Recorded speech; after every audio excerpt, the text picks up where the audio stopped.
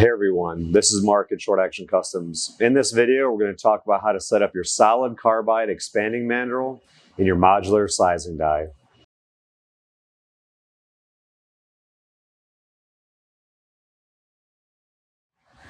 The main benefit of running a neck expander is that it uniformly sizes the inside of your neck, creating more consistent neck tension.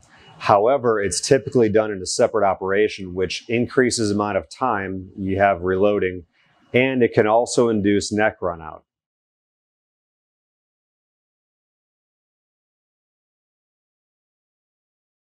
At Short Action Customs, we designed our expanding mandrels to work during the sizing process.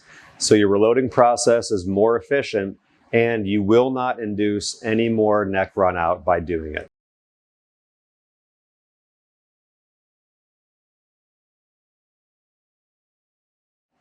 If you're the type of reloader that pops all your primers out and cleans your brass before you size, we've got a solid carbide expander for you. And if you are the type of shooter that shoots a lot of volume and would prefer to pop your primers out while you're sizing, we have a solid carbide decapping pin version available for you as well.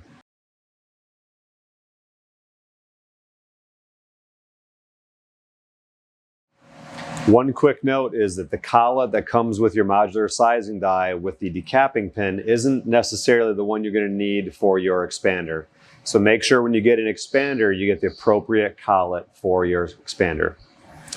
First thing we're going to do is we're going to install the collet into our ER11 top cap. We're then going to take the expander mandrel and insert it into the assembly.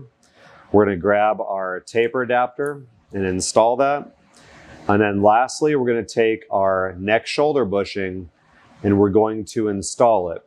What we're looking for is the beginning of the expanding detail to match up with your shoulder area of your cartridge. If it does not match that, what you're going to do is simply install some of the 25,000 shims around your expander, but under your clip. And I'm going to show that really quick.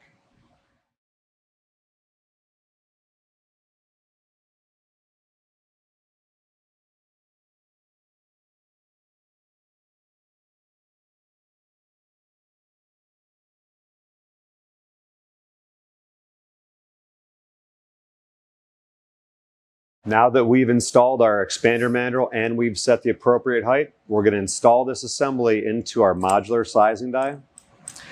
When we get it snugged up by hand, we're going to install it in our Nexus press and we're going to use our die lock wrench to tighten the ER11 top cap assembly down really tight.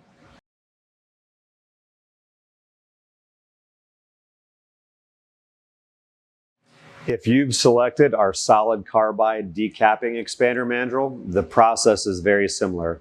You're going to set your protrusion with the same 25,000 shims, but the thing you're going to need to look out for is when you go to install the assembly in your modular sizing die, you want to make sure you have a minimum of 200 thousandths of protrusion of your decapping pin out of the bottom of the die.